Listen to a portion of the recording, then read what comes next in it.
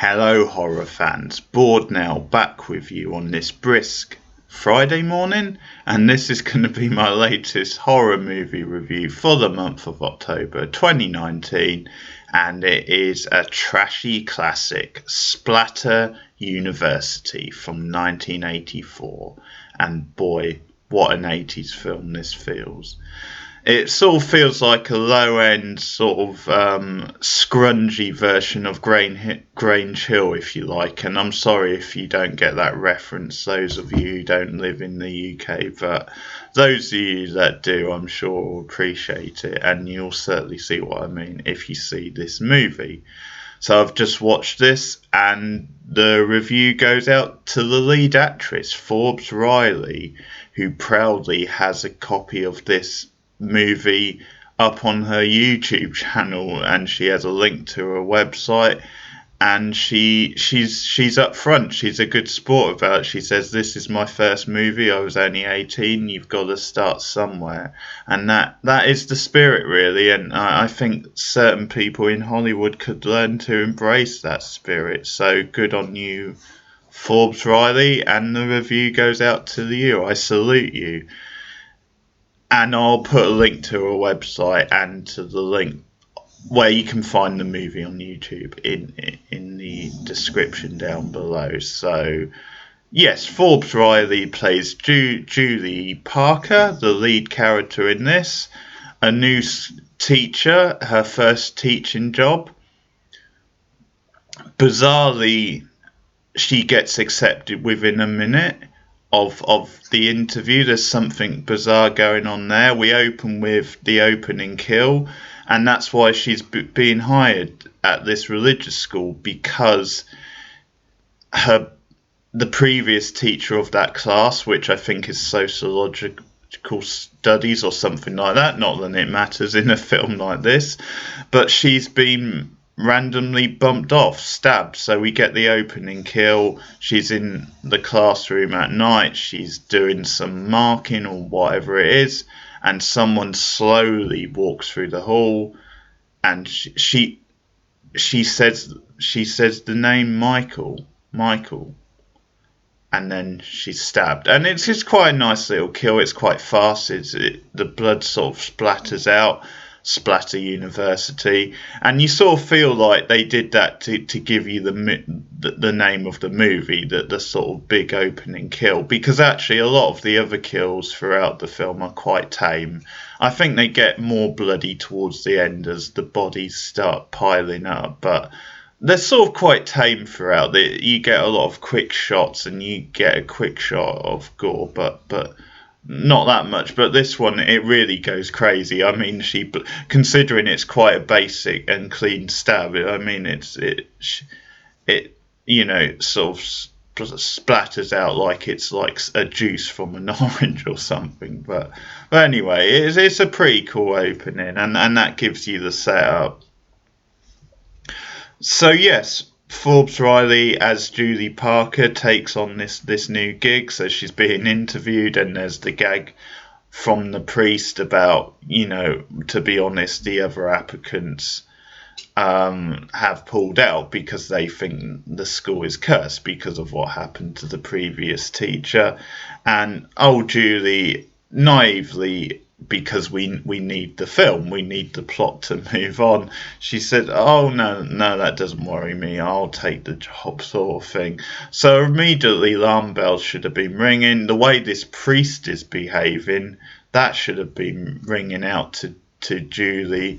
But she's sweet and innocent and naive, and this is her first job. It's her first teaching job. It's the actress's first acting job. But that's her first mistake. Her second mistake is the fact that she starts dating the guy who is the lead suspect. Now, that is something I would have stayed away from. And her best friend Cynthia keeps warning her. And I mean, it's one of those, sort of films where he's clearly a red herring.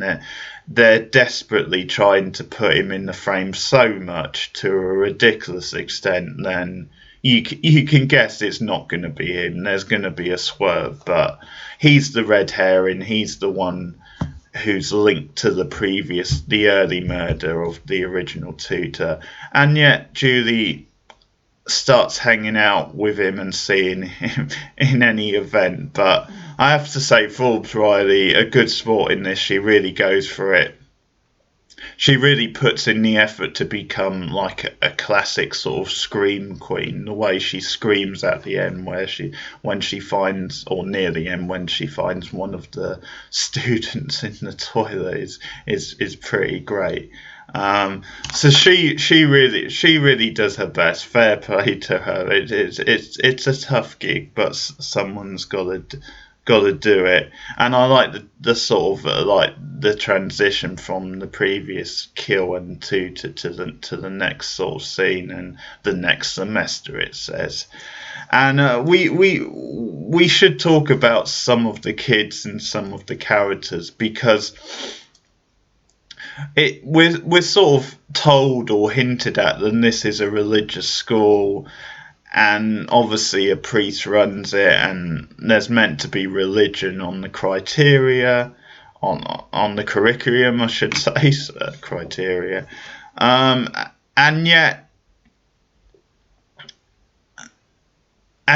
you have these really flaky, these really jerky, typically 1980s jerky, punks, and you sort of thought, well, if it's a radically like religious school, they're not doing much to keep these guys in lines, and typically bad acting, bad looking punks, stereotypical 80s punk. I mean, this guy, I think his name's Jimmy. I'm pretty sure it's either Jimmy or Tommy, but he's got a good line in Bad Sweaters. I'll say that for him.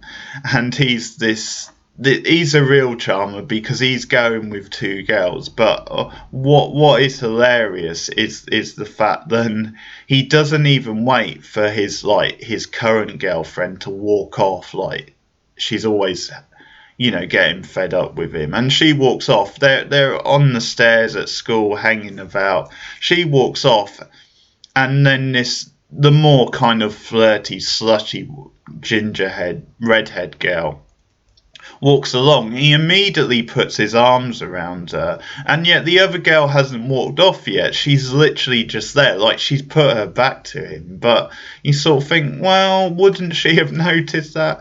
But anyway, he's playing these two girls, and he's sort of working between the two of them. That's hilarious. The dance scene is hilarious. They go to some sort of diner at some point, and we get this jukebox music and some of the most phony looking dancing you've ever seen. And I love the fact that it shoots them at the hips, when it cuts to the dance floor. It's just hips. It's really funny. So yeah, you get these really cheesy, entertaining 80s characters, some really laughable but very funny dialogue. I should talk about Mrs. Bloom, actually, who's probably the character of the movie. She's like the landlord who's letting out the apartment to Julie, so Julie's staying there. And probably the line of the movie is when Mrs. Bloom, and the actress is brilliant, she really goes for it in her delivery of the lines. She's like so sort of deadpan, but she's so good at playing both sides. But she's like, all these kooks running around killing people they don't know. If you're going to kill someone, shouldn't it be someone you know? I love that line. Oh, Mrs. Bloom, she's a classic. She's just such an 80s sort of character.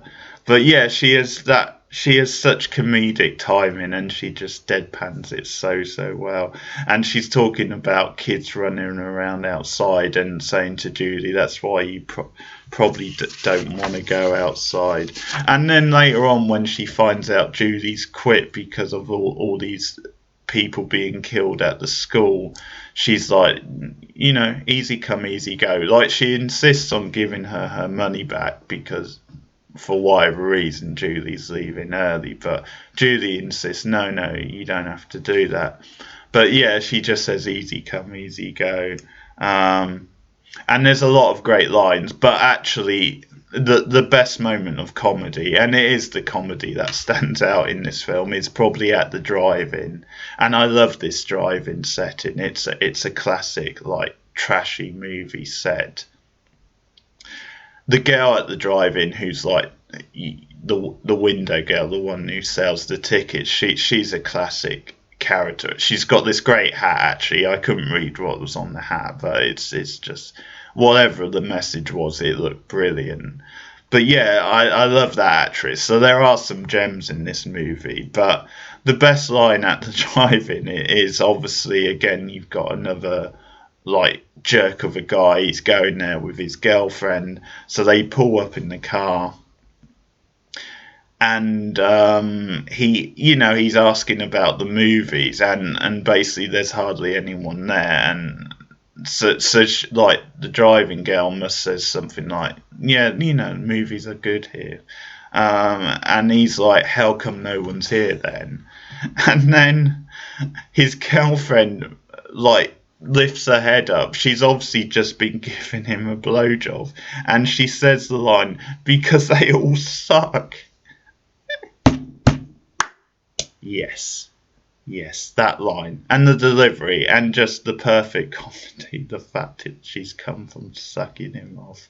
Oh, it's glorious.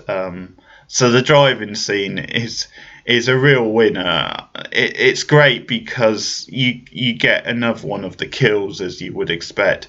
Funnily enough, it's always the girls getting killed in this movie. I'm not sure if that's just because the killer is meant to be like a misogynist. I mean, when you find out who the killer is, you might think, well, is he? Yeah, these sort of flirty sort of girls. Is that the motivation? But anyway, this girl gets killed in the car. Her sort of just a quick stab to the head, basically. As I said, a lot of the kills aren't that good, but what's really entertaining about the scene is that they've been having a fight. So then, when her boyfriend's coming back to the car, he sits in the back seat and she's there dead in the front seat, and he starts talking to her, and because she doesn't respond, he just assumes that she's still in a mood and giving him the cold shoulder. So you get, literally like 10 seconds or something of him just talking to her and thinking she's in a mood, and then it cuts to the next day, and we obviously it's mentioned in the school and she's dead, so obviously in the end he must have cottoned on. But these guys, they're just so rotten. They're just so mean, because when they find out someone's been killed at the drive-in, they're just like, oh, what movie? And one of them says, so you're going to find another drive-in? And the other guy, whose girlfriend has been killed, he's like, no, I'm going to find another girl. Something like that. And I'm sure that was the delivery as well. Some great hammy stuff going on in this film. But yeah, some of the kills are quite fun, some not so much. I think it is quite lame. There's some really good funny comedy. One thing that made me laugh as well is because at one point one of the girls who is killed, it might have been the one at the drive-in, I can't remember, but then Mrs. Hunter, or Miss Hunter, her mother, is in school the next day, and she looks way too old to be her mother, bearing in mind this girl is supposed to be like 16, 17, could be 18 at the most, and her mother's like 50s, 60s. I mean, okay, could have had her young, but or sorry, not young, that's the wrong way around, could have had her old is the word I was looking for, but hey, she looks way too old to be her mother, is the point I was making. And we get the scene in the toilet where the girl is stabbed. we get well, Julie's friend, what's her name? Cynthia, sorry, I mentioned her earlier, who's been warning Julie about going out with this guy. Mark's his name, sorry, I've remembered Mark, who's the main suspect, but of course it's not going to be him. So Cynthia shows up dead in the closet, so Julie opens the class for the morning, and lo and behold, there's a dead, and it's Cynthia in the closet. And it's just building up to this thing, and I'll get to the ending now. Another thing I'll say about the lead actress, she sort of looks like Alison Hannigan, but with bigger 80s style hair, so I love that about her as well. So you can't go wrong, really. But yeah, she has a nice little scream, but it builds up to this elaborate sort of thing at the end, this crazy twist. And I tell you what, this priest who's running the school, he's a sly dog because he has it all figured out. And he's just acting too weird because when Julie's like, "Sorry, I quit. I just don't fit here in around here." No shit, Julie, you don't fit around here. Everyone's dying around you, and people are acting batshit insane. But anyway, he sort of says, "Oh, is it because of your relationship? Are you letting your personal feelings get in your way of your academic career?" And it's like, what is it with this guy? And again, that's alarm. That's a signpost. Then maybe this guy is somehow involved. But anyway, so stuff like that. So it builds to this thing where Julie is starting to be convinced that Mark is the killer, so she's trying to stay away from him. At one point, her and Cynthia go to his apartment. Julie's in there. She starts seeing these clippings, and lo and behold, Mark comes home for dinner because, of course, he does at that very time. So then it builds to this scene where Julie has decided to leave. She's quit the job, and Mark, goes after her because he's trying to tell her something. And of course, Julie overreacts and whacks him one and runs off. And she goes to the school, and it's also contrived. But she's going to tell the priest, "I know the guy who runs the school. I know who the murderer is." And lo and behold, the murderer is the priest. And I think Mark has figured this out, or at least he's figured out something suspect. And what I love, the ending of this film is so insane. They really go for it because this priest guy, he has been faking his leg injury. He still seems to be limping a bit, but he's been in a wheelchair this whole time, the son of the bitch. And he's been faking it. He just rises up from the wheelchair like Michael Myers in Halloween, sits up. And he's been faking it. He's the killer. No surprise. He's the killer. You'll see this coming a mile off. And I would have it no other way. So he chases Julie, but what I love is Julie, obviously, because he gets the knife out of like this like statue type thing. She knees him in the nuts, and this guy just holding his nuts, trying to walk, it is just priceless. It killed me. I almost died laughing at that scene. So he's hobbling down the hall, um, trying to. I don't know how he catches her, because in the end he does catch Julie, and he gets her in the elevator and he kills her, and it's a pretty bloody death, and that surprised me. I did expect at least one woman to survive this movie. I expected Julie to be the final, well, she is the final girl, but I thought she might. I thought they could have let her off. She's very sweet and charming. But anyway, she gets it. She's gutted. But things get even more silly because Mark gets to the school, and basically this.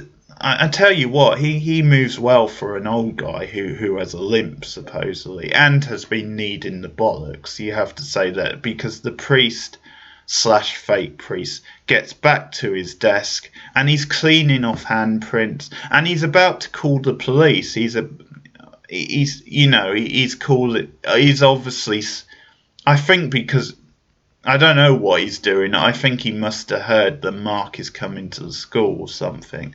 He's trying to frame someone anyway. He's out of his head, folks. But he, he calls saying, there's been a murder and he's cleaning all the hands. So he must be trying to frame Mark or trying to frame someone. I never quite got that. But Mark gets to the school. And what I like about that is when Mark comes into his office, the priest guy just says, what are you doing in here? And I like the way he says that. It's such an over-the-top delivery, like he's never seen Mark before. He knows he's a teacher at the school. What are you doing in here? It's something you say to a stranger. But anyway, then there's this whole, because he's covering his tracks. I mean, maybe he wasn't trying to frame anyone. I guess he was just cleaning up after himself and just, I guess because he figures the body's going to be found anyway. So he could, I guess he's just playing dumb, then he just found the body. But he's obviously cleaning off his print. But a twist, because Mark sees the blood on the statue. There's, whatever it is in the background. I think it's like a frame with a crossing. But this priest, he left one stone unturned, which is the blood on this thing in the background on the wall. Mark sees him, and that's how he gets caught. But that's not the only twist. No. They go for the trifecta, because then it immediately, as soon as Mark has seen the blood on the thing, we cut to a mental asylum and we find out he's an escaped guy from a mental asylum. He's escaped and he's been pretending to be a priest all this time at this school. Man, what a crazy twist. I just love it. So it ends with him in the mental institute and these two doctors explaining. But can't believe it. Not only was he the killer, which I saw coming, but he escaped from a mental asylum and has been impersonating a priest all this time and has these crazy ideas to kill these girls. Would you have and believe it? Unbelievable. What an ending to Splatter University. A trashy 1980s classic. There you have it. And I have to say, I really enjoyed the guy, the actor playing the fake priest. He was very entertaining as well. So some entertaining acting, some bad, so bad they're good lines, some so-so kills, but good trashy fun anyway. That's Splatter University, which you can find on YouTube. I'll link you. I can't believe I've gone 23 minutes on this, but what can I say? I was having fun, folks. I'll definitely be rewatching this bad/good/bad/good movie. You get the drill. Anyway, I always rate stuff, or normally. It was hard to rate the one I did the other day, which was Blood Diner. But with this, I'll give it 8 out of 10. I mean, it is a bad movie, but it's a guilty pleasure. It's one I did get a fair bit of enjoyment out of it. And the lead, as I said, looks like Anderson Hannigan, but with big hair, and man, I've got to dig that. So yeah, this has been my latest horror movie review for October. I'm going to get as many in as possible, more still to come. I should update you about other stuff on the channel, because at the moment I've not been doing much else, just horror movies, because of it being October. 'Tis the season and all that. But, I will be returning to Buffy the Vampire Slayer, the hit television show, very, very soon, speaking of Alison Hannigan. And I've recently started season 2 of that.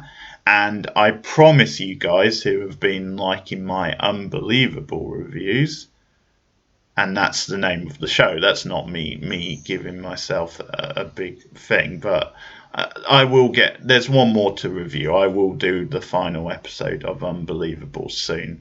Fingers crossed in the next week. I won't promise, but I'll try and get it up in the next week. So more TV reviews to come soon. But as I said, it is the month of October, so I'm going to get in as many horror movie reviews as possible. So you can hit me up on Twitter. I put the link in the comments in the description, so you can maybe ask me a question or comment on a review on Twitter. I check it regularly. You can also check out my Letterboxd account where I rank all the movies I see and sometimes leave comments. So you can get me up on that. I'll put the link to that. You can also check the Cinema Professor, my Facebook page out, which I use mostly for my radio show on Beyond Radio. Thursdays at 8 p.m, folks. You can listen online. Another cheap plug. So I'll put all that info in the comments, and I'll also put the link to the lead actress from this, and also where you can find the movie on YouTube. But that's enough rambling from me. Thanks for listening, and I'll see you next time, Gorehounds. Goodbye.